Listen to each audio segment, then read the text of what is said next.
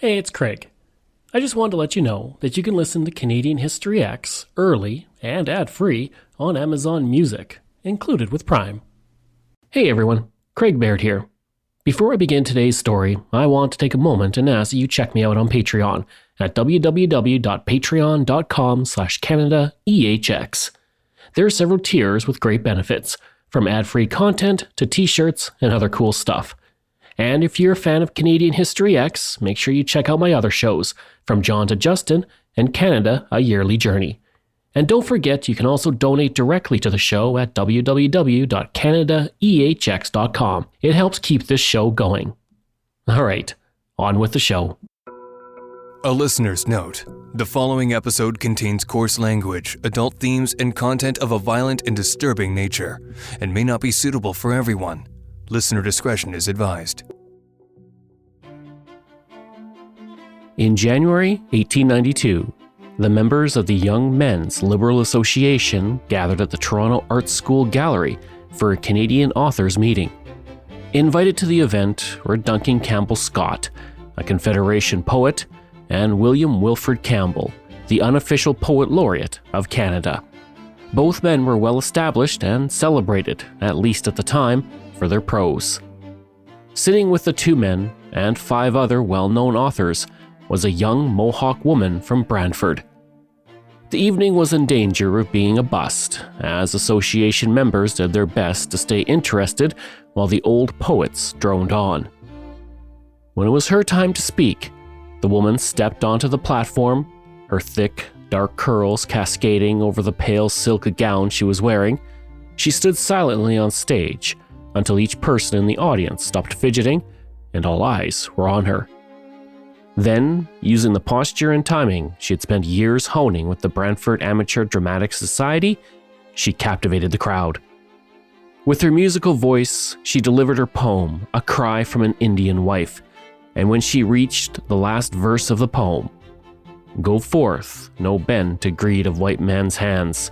By right, by birth, we Indians own these lands. Though starved, crushed, plundered, lies our nation low. Perhaps the white man's God has willed it so." There was silence. As the poet left the stage, a sudden wild applause broke out. She was the least known poet there that day, yet she was the only one called back for an encore. And what she didn't know when she took the stage was that a reviewer for the Toronto Globe was in the audience. He wrote a glowing review of her performance, which appeared in the newspaper 2 days later. Her name was Pauline Johnson, and her life would never be the same again after that night. I'm Craig Baird, and this is Canadian History X. Pauline Johnson came from an impressive lineage dating back 3 generations. Her great-grandfather, Tekahianawake, was born in the colony of New York and took the name Jacob Johnson in honor of his godfather, Sir William Johnson, the British Superintendent of Indian Affairs. Jacob was the husband of Mary Brant, the sister of the famous Indigenous leader, Joseph Brant. The city of Brantford was named for him. After the Americans defeated the British in the Revolutionary War, Jacob moved his family to Six Nations. That's where Pauline's grandfather, John Smoke Johnson, was born. He fought for the British in the War of 1812 and was chosen as a Pine Tree Chief, a non-hereditary position among the Mohawk, continuing the tradition of greatness within the family. His son, Pauline's father, was Chief George Henry Martin Johnson. He became the official interpreter and diplomat between the Mohawk people and the Canadian government. And while working at the Anglican Missionary of the Six Nations Reserve, George met then 21-year-old Emily Howells. Emily immigrated from England with her father to the United States, where he established several schools. He also married 3 times and had 24 children. And although he did oppose slavery, he saw the white race as superior to others, including the Indigenous people. When she was 21, Emily moved to the Six Nations Reserve to help her older sister, who had moved there with her Anglican missionary husband. And she soon fell in love with George Johnson, who helped her gain a better understanding of his Indigenous culture and changed the perspective of what her father had taught her. The The couple married in 1853. To say that the families were angry at the marriage would be an understatement, but that rift was reconciled after the birth of the couple's first child. The family's importance was prominently on display at Chiefswood, a mansion that dominated the Grand River area.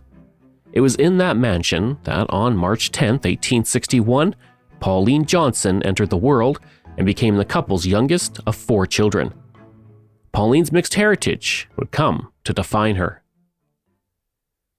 Her mother, Emily, had an English upbringing that emphasized refinement and decorum in the home, while George encouraged his children to respect and learn about their Mohawk and English heritage. Pauline was sickly as a child, so she was educated at home using the family's large library rather than the local residential school. For hours, she pored over the works of Lord Byron, John Keats, and John Milton. At the same time, she explored her own Indigenous heritage in the work of Henry Longfellow and his epic poem, The Song of Hiawatha. The epic poem relates the life of Hiawatha, an Ojibwe warrior, and his love for Minnehaha, a Dakota woman. The poem follows his life from birth to his ascension to the clouds, and while the poem bears the name of Hiawatha, a real historical figure who founded the Iroquois Confederacy, it has no historical connection to the actual person in prose. Throughout her childhood, Pauline was close to her grandfather, John Smoke Johnson, who told her stories in Mohawk, a language she could understand but was not fluent in. His talents as a dramatic and engaging storyteller inspired Pauline's future performances. From the age of 14 to 16, she attended the Brantford Collegiate Institute, and following her schooling, returned home to settle into a comfortable life on the family's land. The family lived on a 200-acre estate, and Pauline loved to spend time outdoors, taking long canoe trips and appreciating the nature around her. All things considered, life was pretty idyllic for the family, and many would consider them to be upper class. Sadly, it wouldn't last forever. Pauline's father, George, worked as a timber ranger on the Six Nations Reserve. As a ranger, his job was to control the theft of lumber off the reserve and the sale of whiskey by unscrupulous settlers. These efforts made him many enemies, as both trades were highly profitable. In 1865, he was badly beaten by 2 men, and the attack left him unconscious for 5 days. 8 years later, he was attacked again, this time by 6 men. He was shot and left to die on the road near his home. He recovered from his wounds, but his health was permanently impacted, and he suffered from severe pain due to nerve damage and constant skin infections. Then, on February 19, 1884, he died in his home. To make ends meet, Emily rented out Chiefswood and moved with her family to a modest home in Brantford. Pauline, now in her 20s, began to work to support the family. She published her first poem, My Little Jean, in 1883. With the family's need for income, she increased the pace of her writing, but it was a fall from grace for the family because after her father's death, until her breakout success, they were always on the edge of poverty. Meanwhile, between 1884 and 1886, Pauline published 4 poems. Income from them and commissions for poems for important ceremonies, like the reinterment of Seneca Lita Red Jacket in Buffalo, New York, helped the family stay afloat. In 1885, she wrote A Cry from an Indian Wife, the poem that would eventually make her famous years later in January 1892. The setting for the poem was the Battle of Cut Knife during the Northwest Resistance, and it was published in The Week by Charles G.D. Roberts. Roberts was a noted poet in his own right, and soon to be lifelong friend for Pauline. As with many of her poems, she was inspired by the stories of Indigenous people. The Battle of Cut Knife was an important battle in what is now Western Saskatchewan.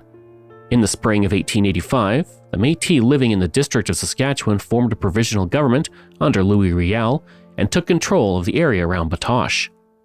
Riel was in contact with Indigenous people in Saskatchewan and Alberta, such as the Cree and Assiniboine, and the government was concerned that this resistance would spread to the other nations across the Northwest Territories. The Government of Canada quickly made preparations to send troops to crush the resistance.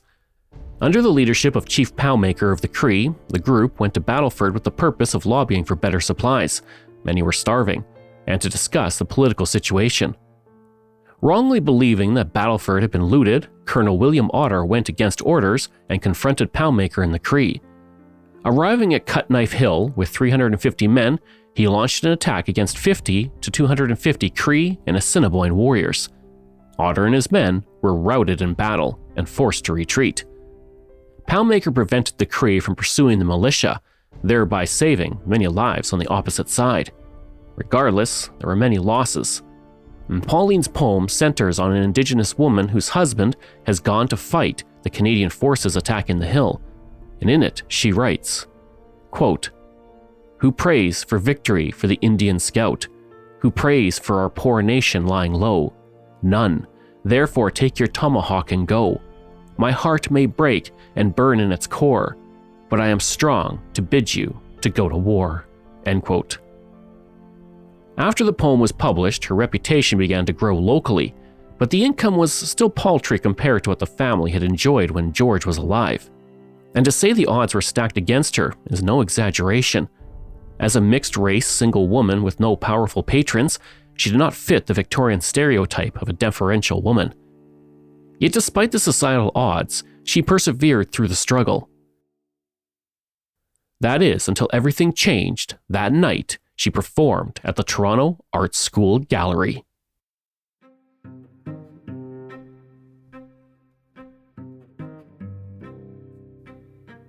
That moment and the subsequent glowing review reshaped her entire life. Pauline was inundated with requests, and from January 1892 to May 1893, she performed her poetry 125 times in 50 Ontario towns and villages. Using the skills she learned from her grandfather, her emotional delivery, along with her grace as a performer, she earned fans throughout the province. And Pauline could not have burst onto the scene at a better time. In Europe and North America, audiences were clamoring for the stories of the Indigenous peoples. Like Pauline, one person to capitalize on this was Buffalo Bill Cody. During this time, Buffalo Bill's Wild West show toured North America, including stops in Toronto and Brantford in 1885. It featured staged bison hunts, gun battles, and performances by actual Indigenous leaders like Sitting Bull. Now, there's no record to show Pauline attending the performances, but she certainly learned something from their popularity. She wrote to poetry editor William Lighthall, stating, quote, "I'm going to make a feature of costuming for recitals. For my Indian poems, I'm trying to get an Indian dress to recite in," end quote. At the time, no such costumes existed, and it was up to Pauline to construct her own. For that, she turned to the Hudson's Bay Company, from which she bought a list of goods, including moccasins, a buckskin top and skirt, beads, and porcupine quill work. Once she assembled her costume, she cut off the left sleeve of the outfit and attached rabbit pelts. From then on, she appeared in her Indigenous dress for the first half of each performance, when she focused on her poems inspired by her Indigenous background. She performed as Tekahianawake, taking the name of her great-grandfather, and she wore artifacts and heirlooms handed down through the generations. This would be swapped out for a drawing room gown, which highlighted her English background for the second half of her performance. With her outfits, poems, and Mohawk heritage, Pauline was exactly what audiences wanted at the time. And her works expressing English Canada nationalism also perfectly timed, as Canada was going through an intense period of state formation after Confederation. Led by Sir Wilfrid Laurier, the government promoted immigration, and as the provinces were carved out of the Canadian West, massive numbers of immigrants came to the country, forging a new national identity. During this time, Pauline also saw the restrictive legal policies imposed on the Métis, Indigenous, and Inuit peoples. They'd been pushed to reserves throughout Canada, could not vote, and were forced to abandon their cultural practices under the Indian Act. At the same time, women's suffrage was rising in importance across the country, and while Pauline wouldn't live long enough to see women vote, she wrote about her experiences and lent her voice to those who did not have one. Her poems drew connections between racism, poverty, and violence. In A Red Girl's Reasoning, she humanized her Indigenous experience at a time when the mainstream view was one marred in racism and hate. She was also critical of the impact Christianity had on the way of life of the Métis, Indigenous, and Inuit people.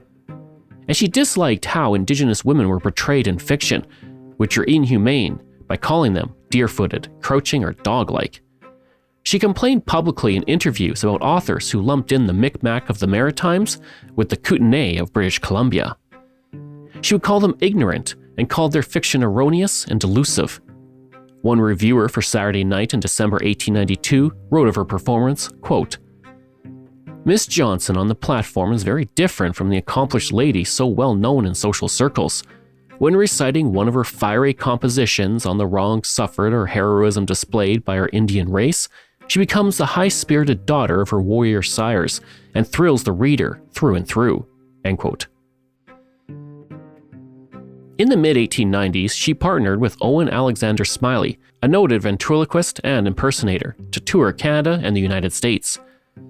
She went from coast to coast, and she performed in venues ranging from elegant concert halls to small community halls in remote settlements only accessible by stagecoach on rough wagon roads. Then in 1894, she went international when she presented a series of recitals in London, England. That's when she arranged for the publication of her first book of poems, The White Wampum. The book, published in 1895, was wildly successful and only increased her fame.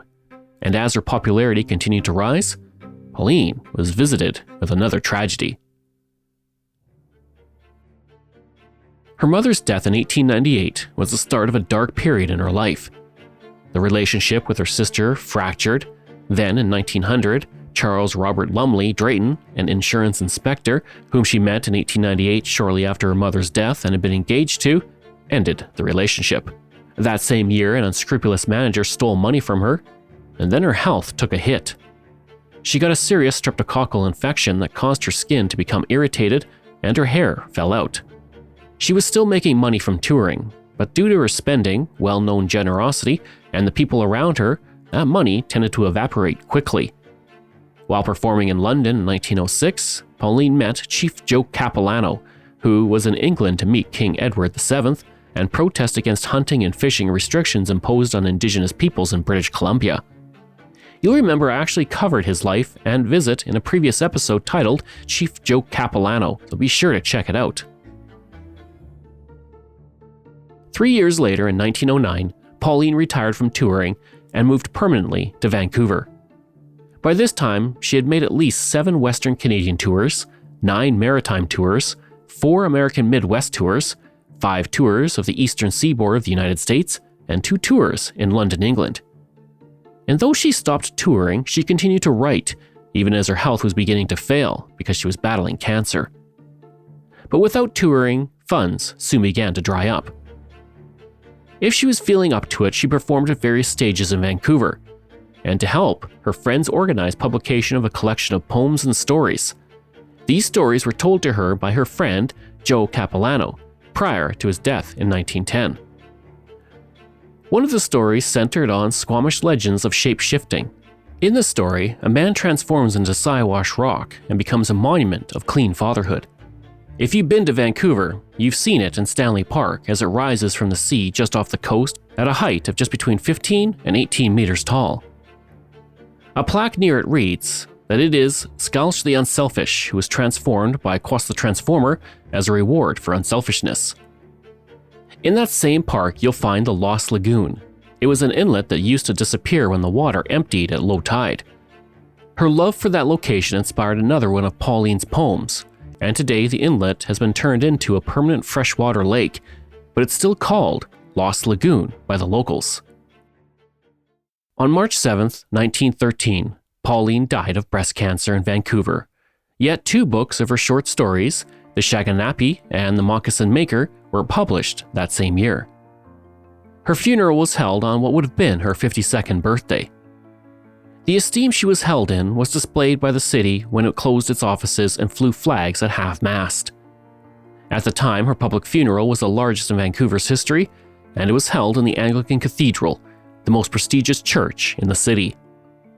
And as her funeral cortege traveled through Vancouver, the Squamish people lined the streets to bid her farewell. The Duke of Connaught, the Governor General at the time, intervened to ensure that her ashes would be placed in Stanley Park near Siwash Rock. Her will dictated that her Indigenous costume that she wore on stage for years would be given to the Vancouver City Museum, now the Museum of Vancouver, where it remains to this day. Despite her fame, though, Pauline couldn't escape racism, and behind her back, she was often referred to by the derogatory term of half-breed.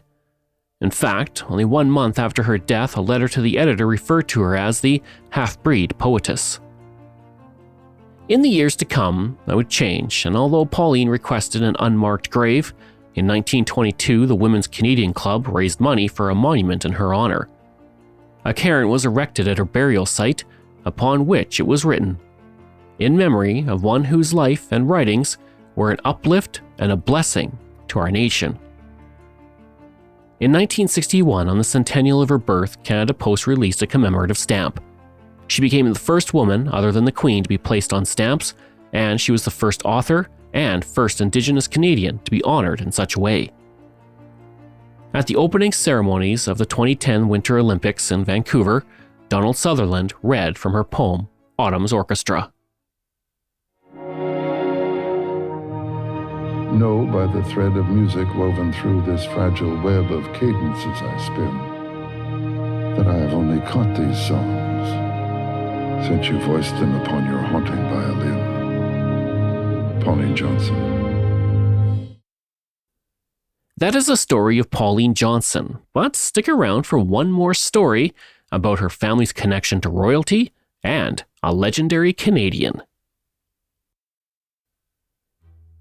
Due to her father's work with the government, Chiefwood, Pauline's childhood home, was always a hub of activity in her youth. Visitors to the home included Queen Victoria's children, Prince Arthur, the future Duke of Connaught, and Princess Louise. Other notable visitors included Lord Dufferin and the Marquis of Lorne, both of whom became Governors General, and Alexander Graham Bell was a frequent visitor to Chiefwood and a close family friend. On August 10, 1876, Pauline's father visited the home of Bell in Brantford. While there, he became one of the first people to see the demonstration of a new device that would alter human history: the telephone.